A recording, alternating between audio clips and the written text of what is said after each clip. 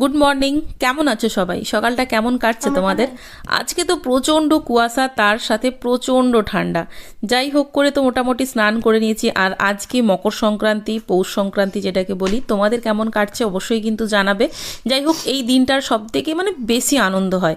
কেন আনন্দ হয় জানি না, কিন্তু ছোটোবেলায় যেটা করতাম, টাকা নিয়ে মন্দিরে মন্দিরে পুজো দিতে যেতাম আর সেখান থেকে প্রসাদ নিয়ে আসতাম। আর অর্ধেক প্রসাদ তো রাস্তা যখন বাড়ি ফিরতাম সেই রাস্তাতেই খেয়ে নিতাম। সেই দিনগুলো সত্যি অনেক আনন্দের ছিল, অনেক আনন্দের, জানি না কেন।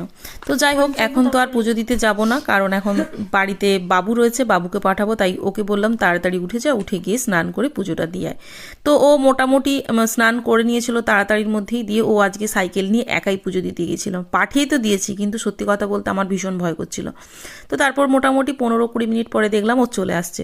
ওর মনের মধ্যে সাহস ছিল যে হ্যাঁ মা, আমি পারবো যেতে। তো ওটা সেটাই কিন্তু করেছে। তারপরে আমি আলপনা দিতে